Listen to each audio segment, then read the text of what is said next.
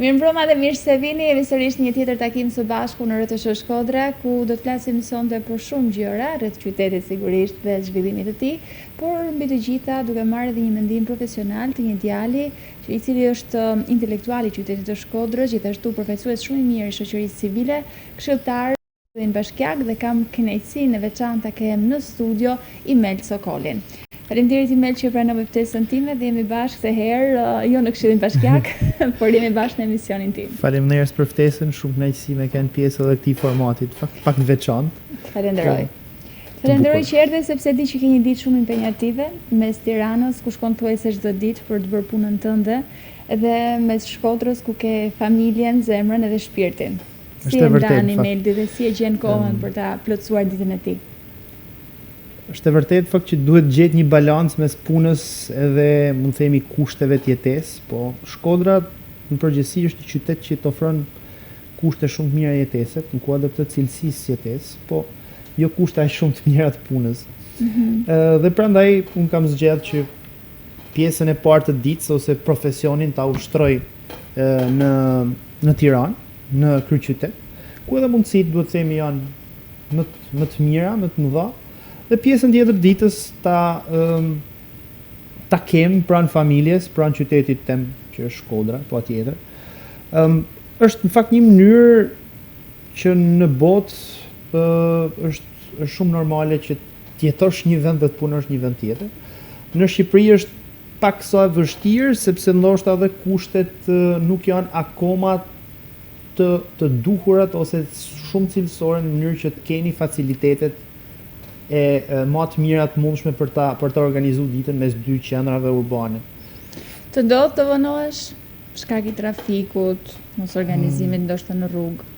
Zakonisht eksperienca e të përfituar ose të paturit në vonesë ose e të qenit në udhtim shumë shpesh më ka bërë me kuptuar edhe kur mund të jenë vonesat, pra të parashikojmë edhe vonesa. Kam përshtypjen se ti zgjohesh herët. Dhe patjetër zgjimi im është në orën 6 mëngjesit, unë jam në makinë për të shkuar në Tiranë në orën 7:15, 7:20, unë jam pranë Universitetit Polis ku edhe punoj.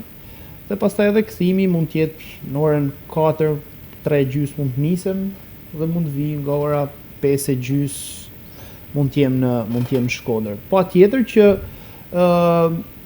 dita ka agjendë që është agjendë e ngarkuar kryesisht me takime pune, po edhe takime me qytetin për interesat e qytetit patjetër që mund të jenë pak më informale pjesën masdite, po zakonisht mundohem t'i arranxhoj takimet në mënyrë të tillë që mos të pengohem nga rruga.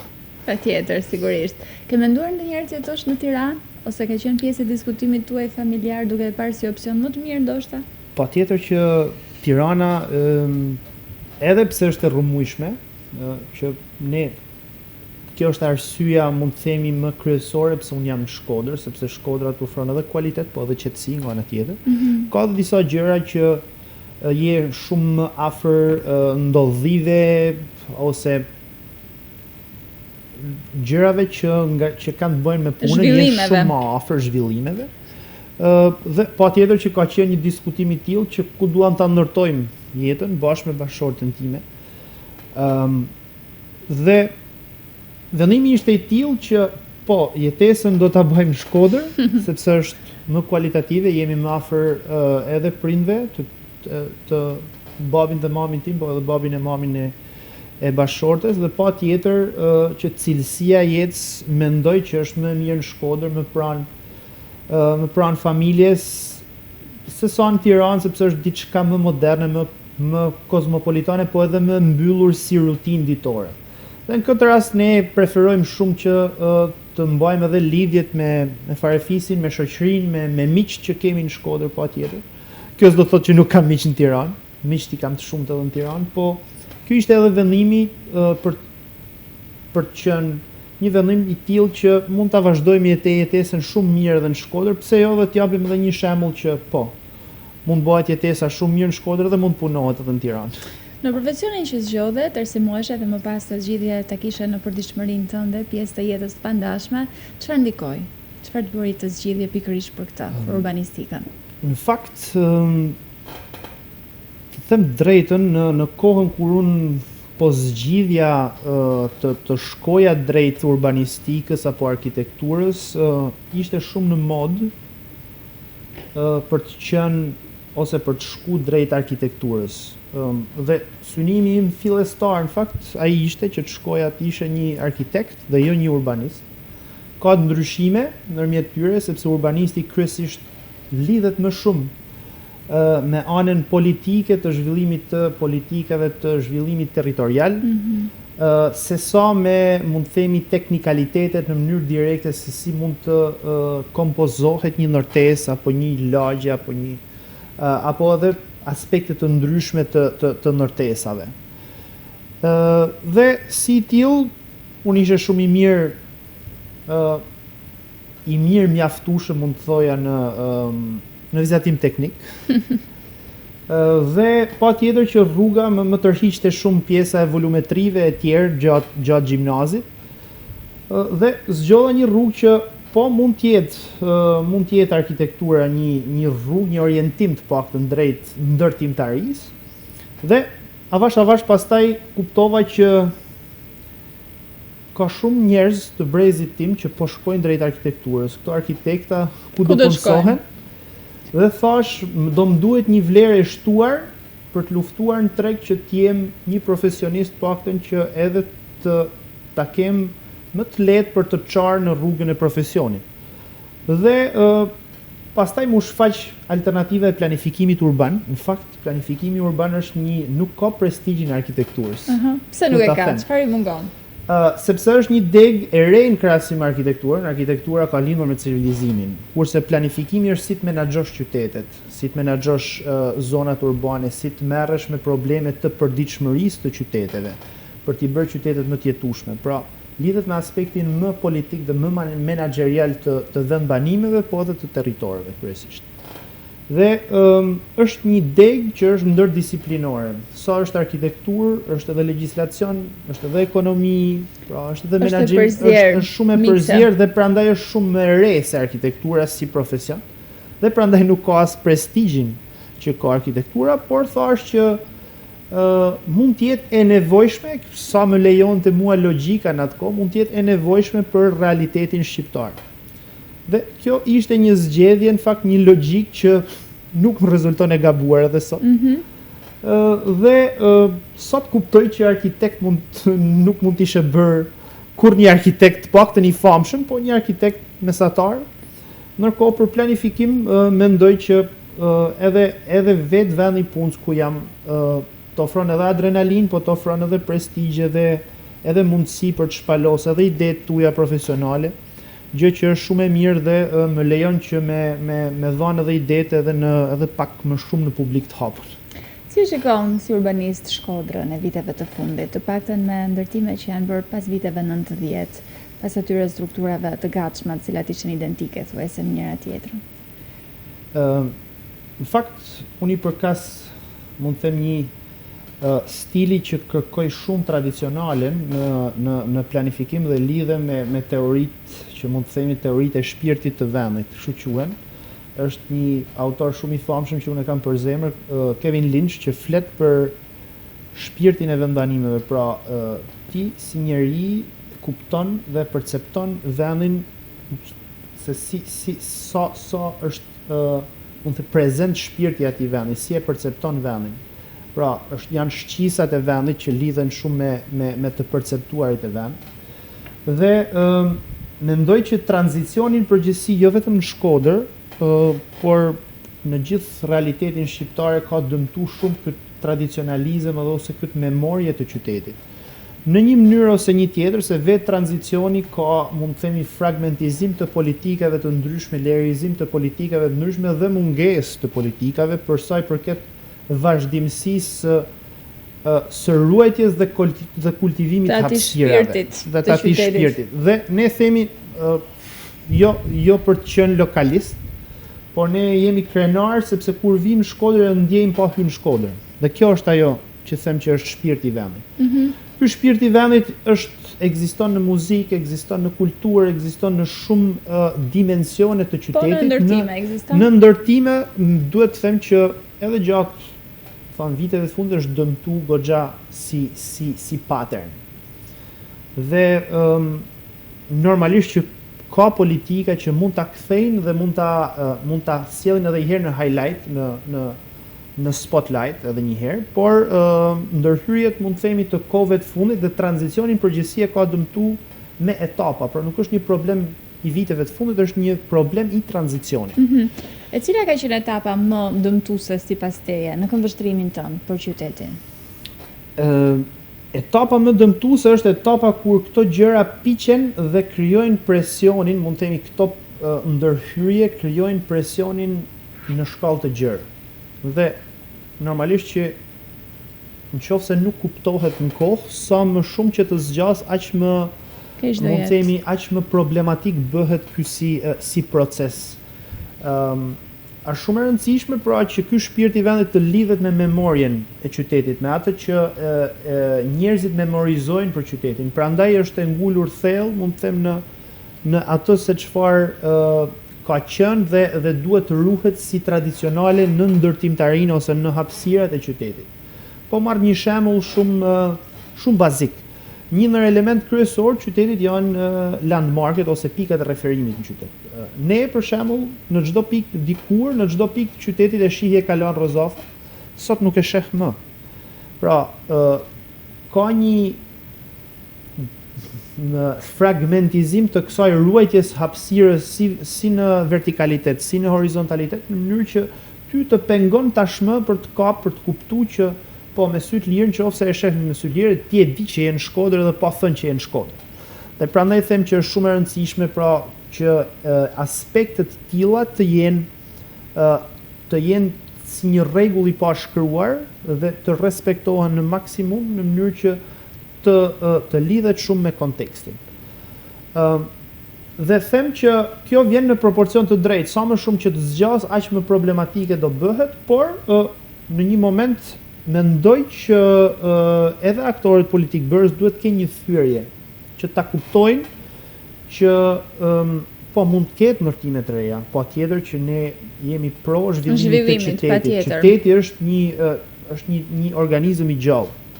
Nuk është një organizëm që është në vdekje klinike dhe si tillë duhet zhvillohet, ama duhet të zhvillohet duke ndërtuar realitetet të reja, po jo duke prishur realitetet e vjetra. Sepse këto realitetet e vjetra duhet të përmirësohen, duhet të rihetëzohen në mënyrë që të japin zhvillimin e mundur urban në qytet dhe impaktin e mundur në qytet. Ne marrim për shembull që në përgjithësi projektet që e pedonalizimit për shembull apo e restaurimeve të fasadave apo ndërhyrjeve të tilla japin jetë qytetit. Pse japin jetë qytetit? Sepse kemi thjesht rjetëzime të këtyre ndërtesave dhe vënie në rreshtin e parë të skenës urbane për sa i përket këtyre projekteve dhe janë shumë mirë të aksesueshme në këmbë për shembull. Kemi disa ndërhyrje edhe të reja që janë cilësore për sa i përket, mund të themi, rienergjizimit, por patjetër që ka edhe shembuj jo shumë të mirë, jo pozitiv në kuadër të zhvillimeve urbane që Shkodra po ndjek. Fatkeqësisht, pra unë e quaj shpesh që Shkodra duhet mësonte nga Tirana. Në çfarë vështrim? Sepse Tirana është një qytet tashmë që nuk e ka fare më, është e ka shumë të dëmtuar ose nuk ekziston më fare leri i kohës kaluar qyteti. Pra është një qytet që vitin 0 ne e perceptojmë në fillim vitet 90, sepse nuk ka asnjë artefakt ndërtimor apo një ndërtesë që i përket viteve të mëparshme ose ka shumë pak. Një kohë që struktura urbane e Tiranës është ndërtuar me shekuj dhe duhet të ruhej me shekuj në mënyrë që edhe patjetër për të zhvilluar në zona të tjera që mund të bashkëjetojnë shumë mirë me zonat e vjetra, zonat e reja me zonat e vjetra. Njëjta gjë duhet ndodhë edhe në Shkodër. Patjetër që ka zona që në qytetin e Shkodrës kanë identitet të dobët. Në këtë prizëm mund të jetë shumë mirë që mund të ndërtohen ndërtesa të reja për t'i dhënë një realitet të ri dhe për të zgjidhur probleme edhe sociale, pse jo. Patjetër, sidomos ato të strehimit. Kjo është edhe mënyra e duhur se si mund të përqafohen mund të themi edhe zhvillimet e reja, inovacionet e reja, teknologjitë e reja të ndërtimit, edhe në qytetin e Shkodrës patjetër, por jo në një mënyrë ku të dëmtohet një realitet që mund të përmirësohej për të ndërtuar diçka të re që në ndërtim mund quhet viti zero. Dhe kjo beson që e ka dëmtuar paksa strukturën e përgjithshme urbanistike? Në përgjithësi e ka dëmtuar edhe e ka intensifikuar shumë ose e ka polarizuar, i them, ku patjetër që qytetet duhet të jenë sa më të balancuara, që të funksionojnë sa më mirë. Është e njëjta gjë siç ndodh me trupin e njeriut, që nëse kemi një plagë, kjo plaga harxhon energji të tepërta të organizmit për ta mbyllë dhe për ta kaluar në balancë. E njëjta gjë është edhe me qytetet. Ne nuk duhet të intensifikojmë çdo lloj aktiviteti ekonomik në qendrat e qyteteve apo zhvillimi ndërtimor në qendrat e qyteteve, por duhet ta përhapim këtë lojë në mënyrë që tjetë sa më e balancuar dhe më e zhvilluar në mënyrë një trajtshme. E ka këtë balancë apo është zhvilluar thuajse në qendër shumicën e kohës? Në fakt, Shkodra është edhe një madhësie, quhet qytet mesatar, deri në 100.000 banor, pra kapaciteti mbajtës i qytetit është 100-110.000 banor, pavarësisht se sa jetojnë realisht, pra rezident. Dhe si tillë hyn tek qytetet mesatare që është edhe lehtësisht i arritshëm në këmbë, por normalisht që mund të ketë mini qendërzime, ku jo çdo gjë mund të sillet rreth qendrës kryesore, po mund të sillet. Në fakt kjo duket sikur në Shkodër mungon. Kjo në Shkodër patjetër që mungon, sepse kemi forcimin gjithmonë të një qendre urbane, që është qendrës pra edhe historike edhe të re bashkë, dhe kjo përplasje mund të krijojë edhe, mund të them, dëmtimin e kësaj qendrës historike, dhe në këtë krah edhe mungesën e zhvillimit të këtyre mini qendërzimeve në qytet, që do të ishte shumë mirë të energjizohen si nga ana e zhvillimeve ndërtimore, po edhe nga ana e zhvillimeve ekonomike. Çfarë mund bëhet më mirë në vitet e fundit? Ti përmendë pak më herët një thyrje të politikave. E para, unë mendoj që hapi kryesor që duhet fillojnë te ekonomia lokale, dhe këtu mund të kemi edhe pikpamje të ndryshme. Patjetër që turizmi është një pikë shumë e fortë e qytetit Shkodrës, duhet të jetë, por nuk duhet të jetë pika bazë, pika prioritare, ose mund të themi elementi prioritar i ekonomisë lokale. Sepse turizmi është një sektor fragjil. Pra, ecë shumë me trende, ecë shumë me periudha patjetër, po ecë shumë edhe me trendet kombëtare. Në qoftë se Shqipëria nuk do të ketë një trend të mirë kombëtar të turizmit, ose nuk është në spotlightin e shumë agjensive europiane, çfarë do ndodh? Pra, një ekonomi që do t'i përshtatej shumë qytetit, do të shkonte drejt një diversifikimi të qëndrueshëm drejt sektorit bujqësor, apo agropërpunimit patjetër, ndërmarrjeve të lehta, të përpunimit bujqësor patjetër, sepse Shkodra ka një potencial të jashtëzakonshëm për rreth, vendbanimet për rreth dhe zonat rurale për rreth qytetit kanë potencial shumë të lartë të produkteve bujqësore dhe mjaft cilësore. Dhe në këtë prizëm do duhet që të zhvillohej edhe agropërpunimi më shumë në mënyrë që të rritej një ekonomi më e qëndrueshme dhe më afër kontekstit shqiptar, dhe pse jo edhe të specializojë në disa drejtime edhe në qytetin e Shkodrës. Dhe patjetër më pas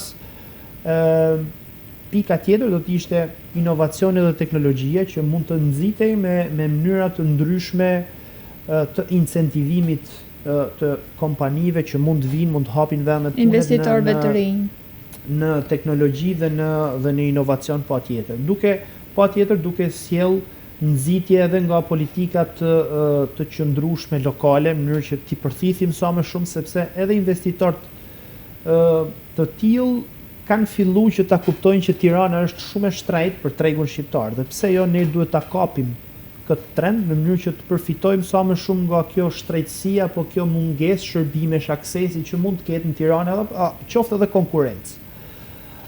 Në mënyrë që të rritet edhe në mënyrë më të diversifikuar edhe ekonomia lokale e qytetit. Dhe më pas kjo është një spunto që me kohën do të jepte edhe zhvillim tjetër edhe urban qytetit. Pra, kjo lidhet impakti ekonomik fillimisht dhe më pas lidhet është shëmbulltyr, më pas vjen shëmbulltyr e territorit ose asaj çfarë shfaqet, fakti që shfaqet në territor. Dhe kjo do ta bënte edhe turizmin jo aq sensitiv nëse një ditë do binte. Sepse edhe ekonomitë më të suksesshme në Europë, po marr rastin e Francës që ka një ekonomi shumë të fortë, po jo vetëm, ka sektorin turistik, është mund të themi vendi që pranon më shumë turista në Europë. E ka jo më shumë se 5% të GDP-s. Ne shkojmë deri 20% të GDP-s dhe rrezikojmë në një farë mënyrë pavarësisht se sa cilësor apo me problematika që ka turizmi apo edhe me energjinë që ka vetë sektori turistik, që duhet thënë që është një sektor që ka energji ose e vë Shqipërinë në një skenë që nuk mund vehet nga sektor të tjerë, duhet ta pranojmë këtë fakt. Por gjithmonë e më shumë është riskioze sepse mund të ketë shumë afër një krizë të mundshme dhe prandaj është shumë fragjil si sektor i ekonomisë lokale. Kjo është pak a shumë edhe pikpamja ime edhe zhvillimit që nuk duhet të dhe mund të them që nuk duhet të fokusohemi gjithmonë shumë në një sektor, sepse duhet ta diversifikojmë në mënyrë që të jemi të hapur dhe të zhvilluar në disa drejtimet ekonomike. Shohim alternativa të ndryshme, të cilat do t'i vlenë më shumë qytetit. Të kemi parë të përfshirë në protestat që u realizuan. Edhe në qytetin e Shkodrës, madje ke qenë një ndër njerëzit më aktiv.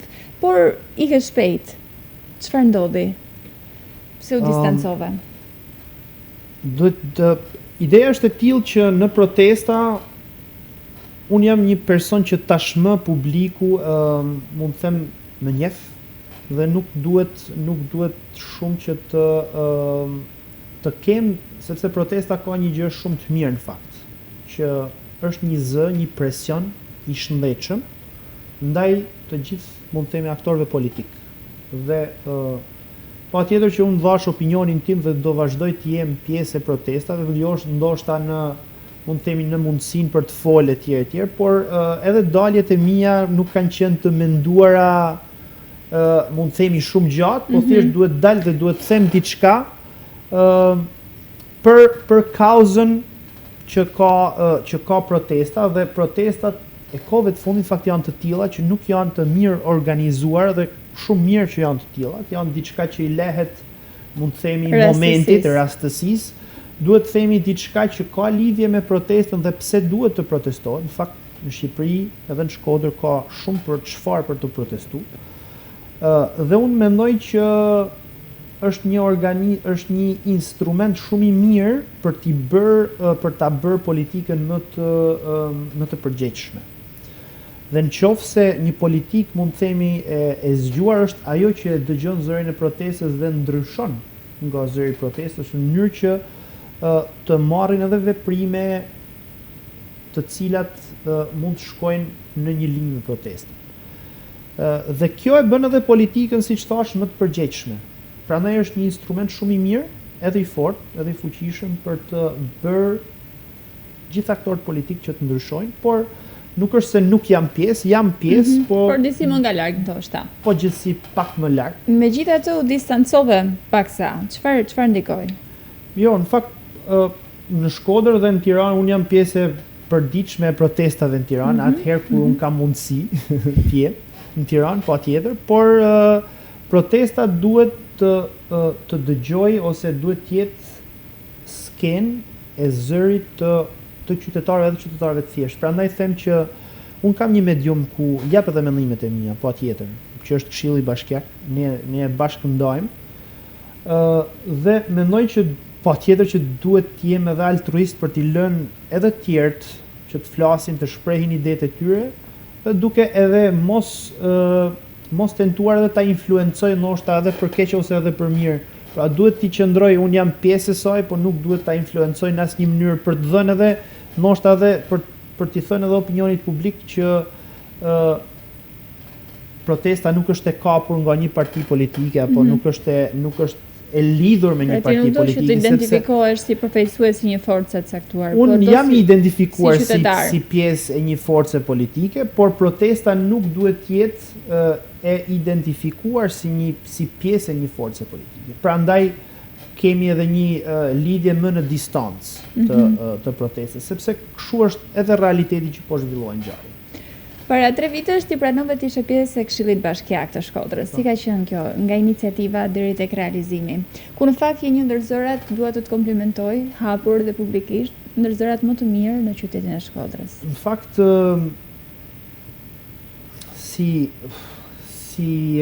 do ta ndaj në 2 nivele. Niveli i parë është niveli, mund të themi, profesional. Unë me pushtetin vendor në karrierën time profesionale kam me aq sa kohë kam profesion, kam edhe mund të themi eksperiencë me pushtetin vendor. Dhe e njoh mirë, mund të pretendoj që njoh në detaje pushtetin vendor.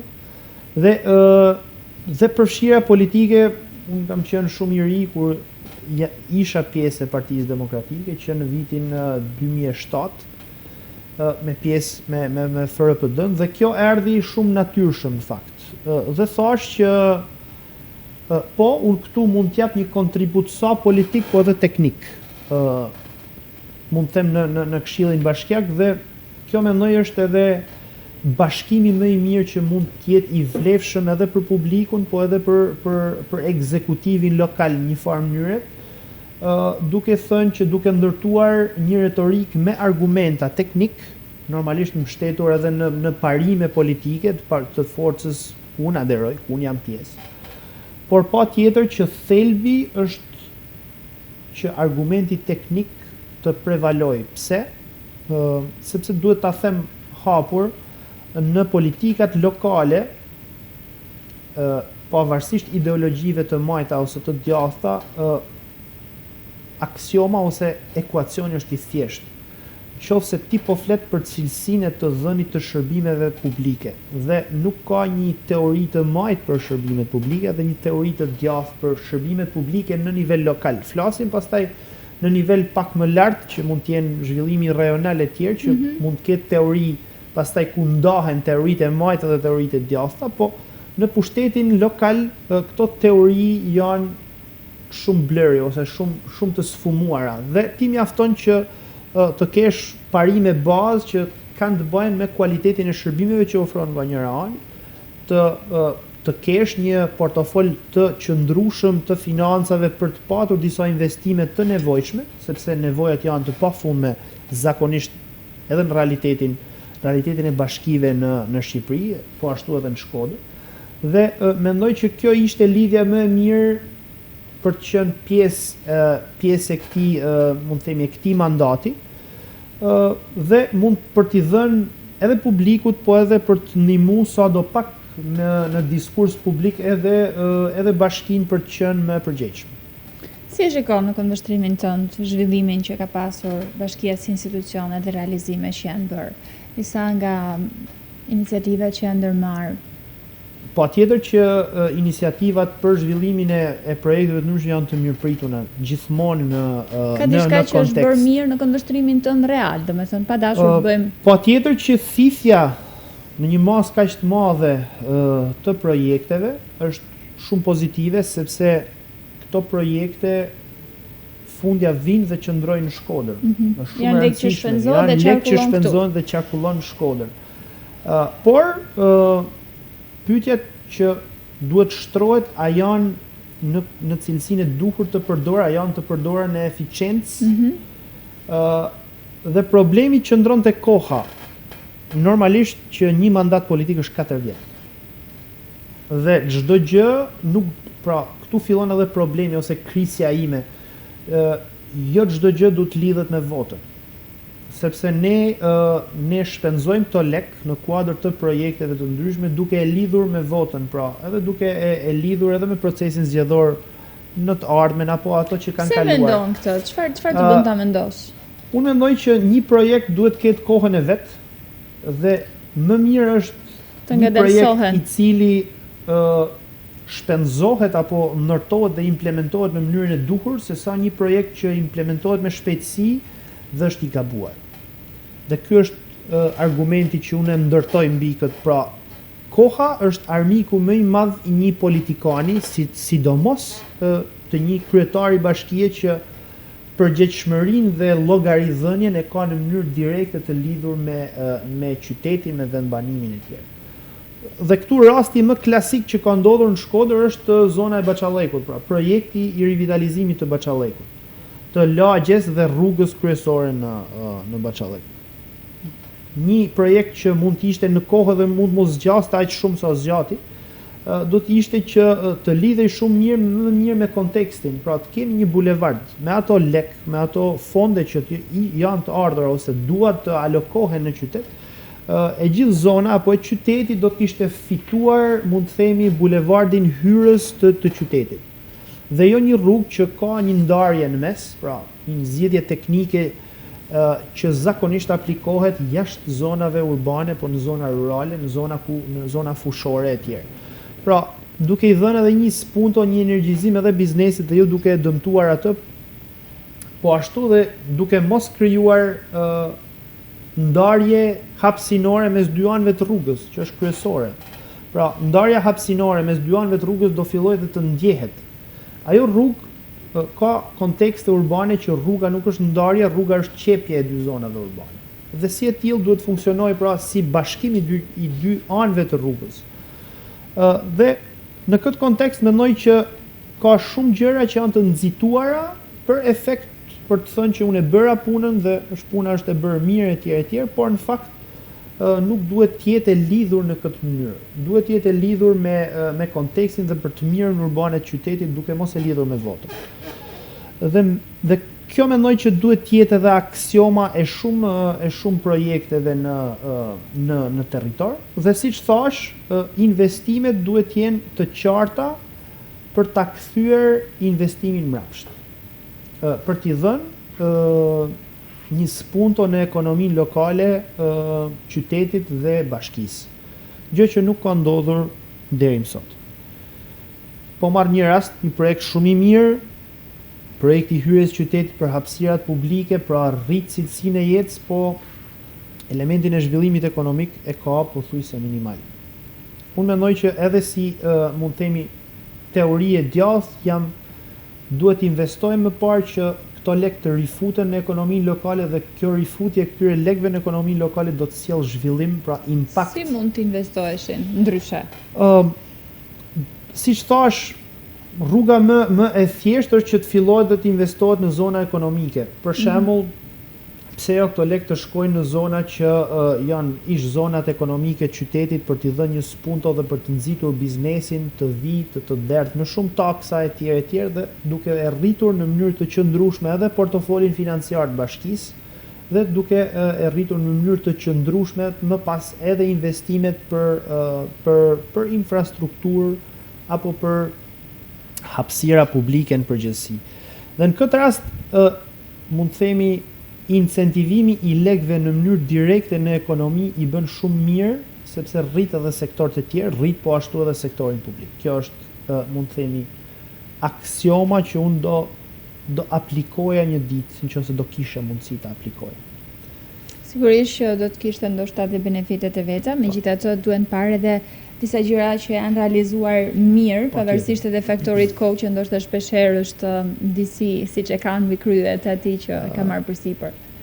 Dhe patjetër që duhet të them që Shqipëria në kuadër të investimeve publike nuk është një vend, mund të themi, shumë normal. Është një vend i polarizuar dhe patjetër që këto pasoja të polarizimit politik prekin edhe Shkodrën në një mënyrë ose tjetër. Duke qenë që për një kohë të gjatë politika, kahjet politike njëra anë kishte bashkinë, pra pushtetin lokal, ana tjetër pushtetin qendror, ka krijuar ineficienca dhe përplasje, dhe kjo përplasje ka lënë në vend numëron një farë mënyret komunitetin dhe bashkinë e Shkodrës duke mos i dhënë, po them, hakun e merituar për dekada. Patjetër që mundësit duhet vinë të rriten, në qytet në mënyrë që të investojmë sa më shumë dhe kjo është, siç thash, është e mirë pritur si faktor. Por siç thash, duhet lidh se s'bën me ekonominë dhe me ekonominë lokale. Dhe në fakt është një element që ndodh që është dobësi e të gjitha bashkive dhe jo vetëm bashkisë Shkodër. Pra është problem kombëtar që funksionin dhe realizimin e zhvillimit të ekonomisë lokale, pushteti lokal pothuajse ka shumë të ulët dhe si mendësi, sepse ekonominë lokale unë nuk kam se si ta impaktoj. Sepse politikat në nivel për zhvillimin ekonomik janë në nivel pak më lart, por ti ke incentivat në dorë, ke në dorë të ndërtosh instrumente dhe këto instrumente mund të ishin të vlefshme që të jepnin një impuls të ri ekonomik, gjë që për momentin nuk e shoh shumë, e shoh vetëm në aspektin e turizmit që patjetër Shkodra ka arritur ka rritjet e saj në të njëjtin trend me rritjet e kombëtare. Patjetër. Çfarë mund bëhet më mirë në qytet përveç asaj që folëm për zhvillimin e anës ekonomike? Pastaj e dyta, mund të them e para që lidh shumë edhe aspektin ekonomik është infrastruktura dhe infrastruktura mund të them rajonale. Pra lidhja e Shkodrës me vende të tjera. Lidhja e Shkodrës me dhe aksesi, përmirësimi i aksesit me mund të themi ofertën ekonomike të rreth qytetit, që duhet të jetë shumë herë më e mirë. Po marr për shembull një rrugë që për mendimin tim duhet t'i hapte edhe rrugën tradicionale apo rrugën tregun tradicional të qytetit apo të gjithë zonës Shkodër që është rruga Dugaxhinit, patjetër.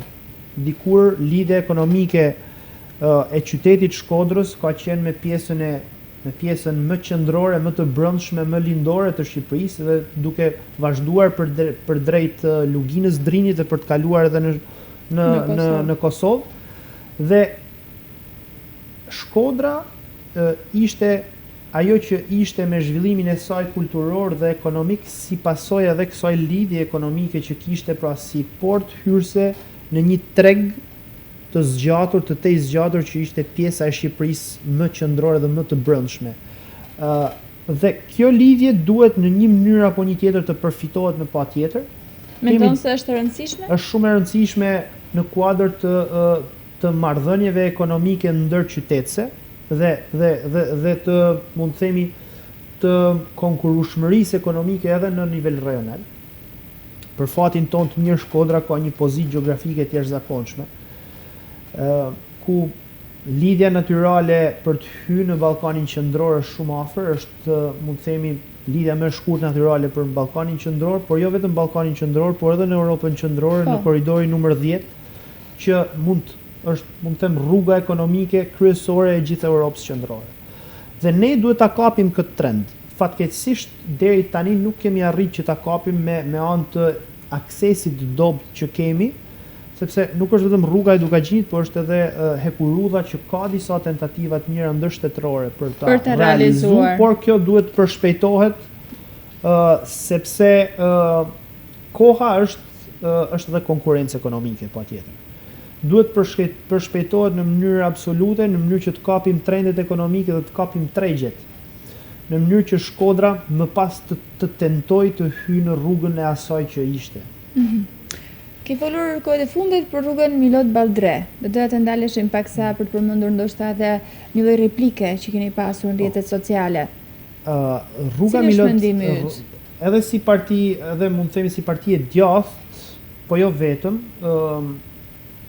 si orientim duhet të jetë e tillë që një investim madhor duhet të jetë i realizuar nga shteti. Dhe është shumë e rëndësishme që kjo rrugë t'i ofrojnë aksesin të gjithë shtresave në mënyrë të barabartë, shtresave të popullsisë, sepse nuk mund në një mënyrë ose një tjetër nëse ne ofrojmë kundrejt një pagese të caktuar me atë cilësi të dëshiruar, mund të jetë edhe pengesë për ta ndërmarrë si rrugë dhe mund të kthehet në bumerang në kushtet ekonomike që ne flasim sot. Nuk kam diskutim për shtrejtësinë e realizimit apo koston e realizimit të projektit se sa koston e përditshme të operimit të projektit, në një mënyrë që shqiptarët edhe nuk janë mësu shumë ta kenë. Është shumë e rëndësishme edhe për ndryshimin mund të themi e mendësisë së zhvillimit.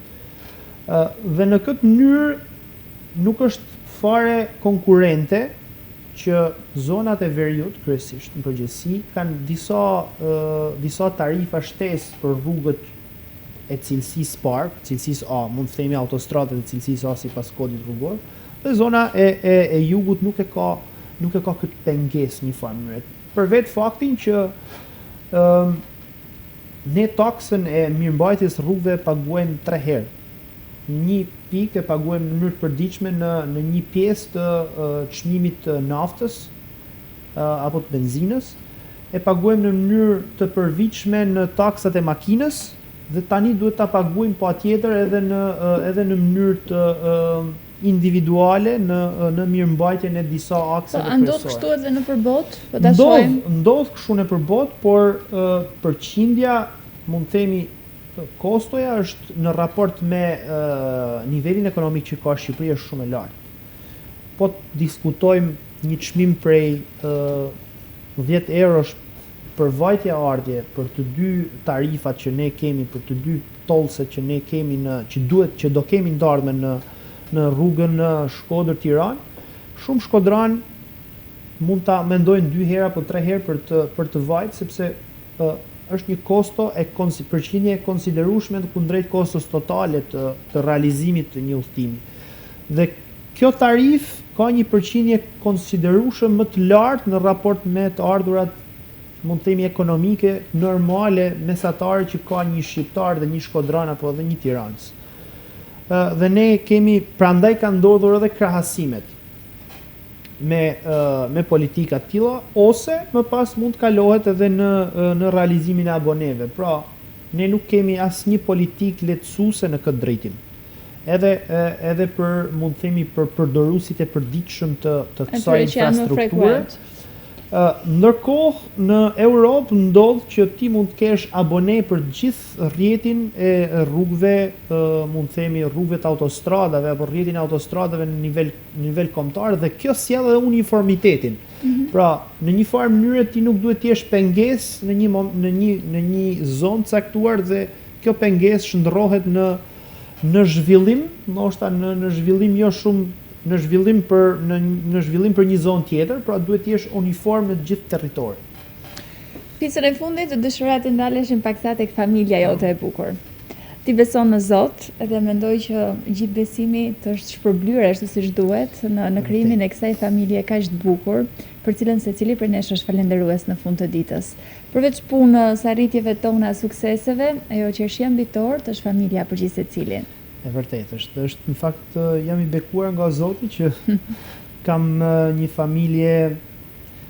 familje jo të vogël, sepse ne jetojmë me mamën dhe babën. Sa bukur. Dhe me nusën dhe djalin në një shtëpi.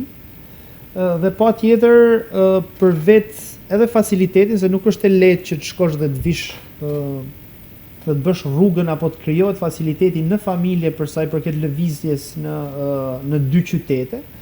Po edhe për balancën që krijohet në familje, të qenit shumë afër, pra një pjesë me mamin dhe babin dhe patjetër me nusën dhe djalin, është një gjë shumë e bukur që edhe në këndvështrimin tim është shumë mirë që është kështu, dhe pse jo mund të jem një nxitës edhe që të kemi një lidhje sa më të fortë kundrejt mund të themi edhe ndryshimeve apo globalizimeve drejt familjeve të vogla e tjerë. Dhe besoj gjë më e bukur që të rriten me gjyshërit dhe fëmijët e vegjël dhe 3 brez në një shtëpi. Është shumë e bukur edhe për mund të themi qëndrueshmërinë e familjes, po jo vetëm, edhe për dashurinë dhe emocionin që të falin gjyshërit kundrejt djalit. Cili do ishte mesazhi që japim sot për të gjithë ata që na ndjekin? Mesazhi është i tillë, në fakt që lidhet shumë me kontekstin. Mendoj që shoqëria shqiptare, pavarësisht se ka kalu një tranzicion jo të lehtë, duhet të jetë një shoqëri kërkuese, në mënyrë që edhe politika të filloj dhe ta orientoj diskutimin shumë mirë dhe politikat drejt këtyre kërkesave dhe ta sjell rreth interesit publik. Dhe një klasë politike e suksesshme edukohet me një popullat dhe komunitet që është i ndërgjegjësuar dhe kërkon. Kjo është edhe mesazhi kryesor që kam si për Shkodrën, por po ashtu edhe në nivel kombëtar, në mënyrë që kjo të kanalizohet, kjo energji, këto kërkesa momentale të kanalizohen në rrugën e duhur për të rritur, për të patur një hap cilësor edhe në politikat publike, edhe në mund të themi në zhvillimet publike në të ardhmen. Unë falenderoj shumë që gjithë e kohë dhe ishe me mua në podcast, biseduam së bashku për qytetin e Shkodrës mbi të gjitha dhe për shumë gjërat të cilat mendojmë se kanë vlerë. Faleminderit. Shumë faleminderit. Ishte kënaqësi. Miqtë e mi, kaluam edhe një tentë tjetër së bashku në ekranin e RTS Shkodra, duke folur me një tjetër personazh shumë interesant qytetit të Shkodrës, një djalë i cili është realizuar shumë në anën personale, megjithatë nuk harron asnjëherë që t'japë edhe kontributin e tij për qytetin e Shkodrës dhe vendin ku ai ka zgjedhur të jetojë. Unë ju falenderoj që na ndoqët dhe qëndruat së bashku me ne. Ritakohemi sërish në sezonin e ardhshëm të podcast në shtator. Deri atëherë, mirupafshim.